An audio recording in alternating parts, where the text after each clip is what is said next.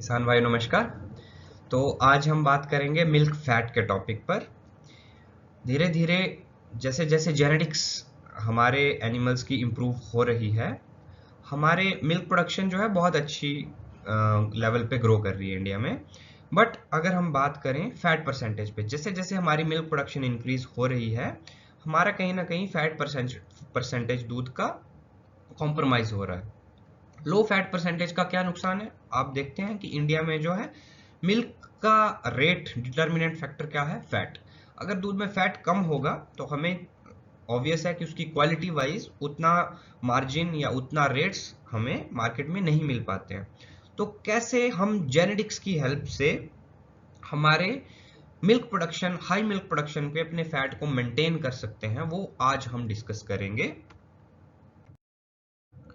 तो जैसे मैं बात करूं कि मिल्क फैट परसेंटेज की, मिल्क में कितना फैट परसेंटेज होगा, उसको तीन फैक्टर इन्फ्लुएंस करते हैं। फर्स्ट न्यूट्रिशन, सेकंड जो हम फीडिंग दे रहे हैं उसकी मैनेजमेंट, और थर्ड जेनेटिक्स या जेनेटिक्स के द्वारा जेनेटिक्स का एक्सप्रेशन जो कि एंजाइम्स को बनाता है और जो एंजाइम्स फैट सिंथेसिस करते हैं। तो बेसिकली न्यूट्रिशन, फीडिंग या जेनेटिक्स, ये तीन फैक्टर्स हैं जिससे फैट परसेंटेज मिल्क में इन्फ्लुएंस होती है।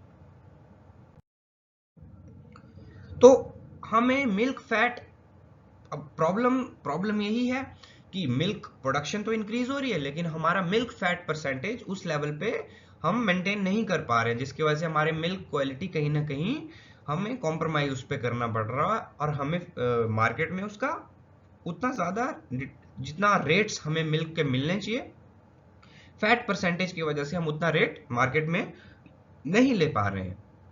तो मिल्क फैट इंक्रीज करने के लिए हम क्या कर सकते हैं? तीन फैक्टर्स जैसे मिल्क फैट को अफेक्ट करते हैं, मैंने बताए तीनों फैक्टर्स को हम बिल्कुल उन तीनों फैक्टर्स पे काम कर सकते हैं। मिल्क फैट इंक्रीज करने के लिए बिल्कुल हम न्यूट्रिशन एनिमल की इंप्रूव कर सकते हैं, हम उसकी डाइट में स्टार्च ऐड कर सकते हैं, कार्बोहाइड्रेट उसमें इंक्रीज कर सकते हैं, बाईपास फैट एनिमल को फीड कर सकते हैं जिससे ओवरऑल मिल्क का फैट जो है इंप्रूव हो, और फीडिंग मैनेजमेंट उसकी उस तरीके से फॉर्मुलेट कर सकते हैं कि जो उसकी मिल्क प्रोडक्शन है उसमें स्टार्च रिच डाइट्स हम ऐड करें और मिल्क में फैट कंटेंट को इंक्रीज करें। दूसरा हम कैसे इंक्रीज कर सकते हैं? जेनेटिक्स से। जैसे कि फैट वाले करेक्टर्स का, ट्रेट्स का या जीन्स का अगले बच्चों में जाना, जेनेटिक्स के थ्रू भी हम उस फैट परसेंटेज को इन्फ्लुएंस कर सकते हैं, इंक्रीज कर सकते हैं आने वाली प्रोजेनी में, आने वाली डॉटर्स में। तो ये दो तरीके हैं न्यूट्रिशन। बट प्रॉब्लम क्या है कि जब भी हम न्यूट्रिशन या फीडिंग मैनेजमेंट से एनिमल के मिल्क में फैट इंक्रीज करेंगे तो हर बार वहां पे प्रोडक्शन कॉस्ट हमारी इंक्रीज होगी। क्यों? क्योंकि एक नॉर्मल फॉर्मुलेटेड राशन से हमें एड ऑन उसमें फ्लशिंग करनी पड़ेगी एनिमल में, जिसमें हमें high starch, high protein, high bypass fat वाले राशन एनिमल को फॉर्मुलेट करने पड़ेंगे। एक नॉर्मल जो उसका फॉर्मुलेटेड राशन है उससे एक्स्ट्रा एक सॉर्ट ऑफ फ्लशिंग हमें करनी पड़ेगी ताकि हम उसके राशन में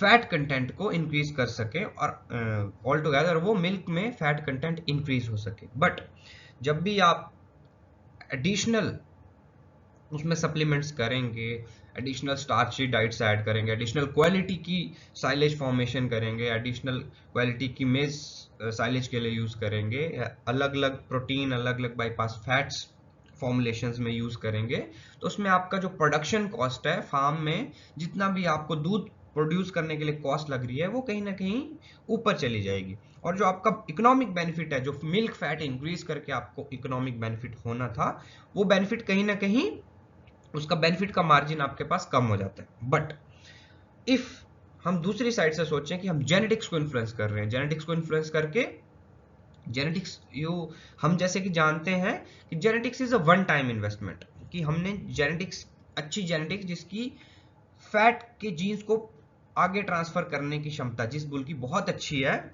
उस बुल को यूज किया, वन टाइम इन्वेस्टमेंट है। तो आगे वाली प्रोजेनी में एक जेनेटिक लेवल पे एडजस्टमेंट हुई कि हमने आइडियल बुल सिलेक्शन की, जेनेटिक लेवल पे उस एनिमल में मिल्क फैट बनाने की जो जीन्स हैं उनका एक्सप्रेशन ज्यादा आया।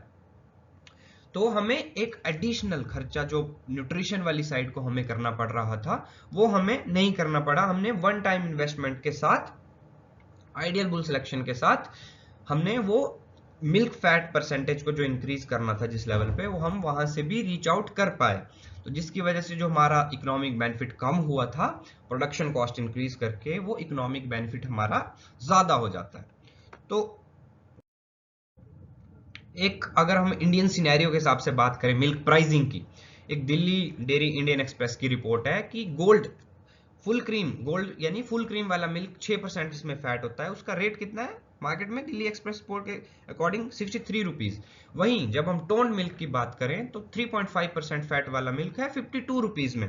तो डिफरेंस देखिए, ऑलमोस्ट 2% फैट की डिफरेंस की वजह से रेट ऑलमोस्ट 10 रुपीज वेरी कर रहा है। मतलब बोलने का मतलब है कि 0.8 to 1%, 0.8% फैट इंक्रीज करने से हमें 3 से 4 रुपीज प्रॉफिट पर लीटर एक्स्ट्रा मिल रहा है। तो मतलब हमने अगर 0.8% फैट भी इंक्रीज कर लिया, तो अगर हमारे पास 1000 लीटर मिल्क है तो हमें 4000 रुपीज का प्रॉफिट पर डे हम अपने फार्म पे इंक्रीज कर सकते हैं। 10,000 लीटर पे हम 40,000 का प्रॉफिट अपने फार्म पे एडिशनल, सिर्फ आइडियल जेनेटिक सिलेक्शन के साथ, विदाउट किसी फीड फॉडर को एक्स्ट्रा उसको फ्लश करें, नॉर्मल फॉर्मुलेशंस पे हम अपने फैट को इंक्रीज कर सकते हैं। ये जेनेटिक्स की पावर है और ये आइडियल जेनेटिक सिलेक्शन का एक बेनिफिट है जो कि फार्मर्स को इसके बारे में नॉलेज होना चाहिए।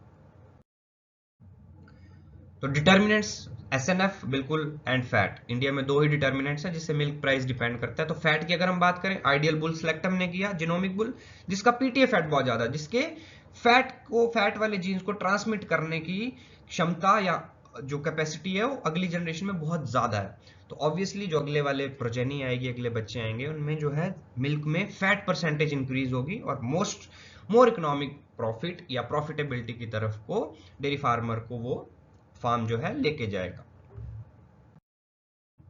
एंड सॉल्यूशन, लो फैट को हाई मिल्क प्रोडक्शन पे low fat, this is the problem. तो इसको सॉल्यूशन हमारे पास है, बिल्कुल है, जेनेटिक्स से हम इसको ट्रीट कर सकते हैं। सॉल्यूशन इसका हमारे पास है, हम उन बुल्स को यूज करें, आइडियल सिलेक्शन करें जिन बुल्स का पीटीए फैट बहुत हाई है, जिनकी फैट वाले जीन्स को ट्रांसमिट करने की कैपेसिटी, उनकी क्षमता बहुत ज्यादा है बच्चों में। तो आप देख रहे हैं 12,977 यानी 42-43 लीटर एवरेज वाले बुल से अगर 4.14 तक का फैट, ये जीनोमिकली टेस्टेड हमारे पास डाटा है, 4.14% तक का फैट हम इससे ले पा रहे हैं, ये बहुत ही बड़ी अपने आप में अचीवमेंट है। तो ये कैसे पॉसिबल हो सकता है? बिल्कुल हो सकता है जेनेटिक को इंप्रूव करके। There are very more number of bulls जो कि हमारे पास इसके अलावा भी हैं, जिनका हाई पीटीए फैट परसेंटेज है, कि जो जीन्स को, अपने हाई फैट वाले जीन्स को आगे बच्चों में ट्रांसफर करते हैं, तो जिससे एक नॉर्मल फॉर्मुलेटेड राशन पे, हाई मिल्क प्रोडक्शन पे भी आप अपने फैट को 3, 9, 4, 4, 1, 4, 2 तक मेंटेन कर सकते हैं, जिससे कि आपकी प्रॉफिटेबिलिटी, जैसे हमने बात की, पर 1000 लीटर पे 4000, 5000 तक की एक्स्ट्रा प्रॉफिटेबिलिटी हमें पर डे ले सकते हैं, बिल्कुल एक सिंपल आइडियल जेनेटिक सिलेक्शन करके।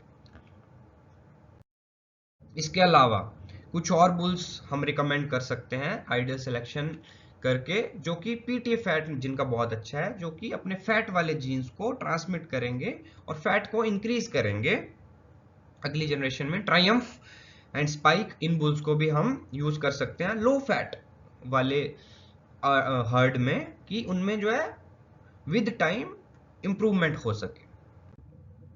Thank you.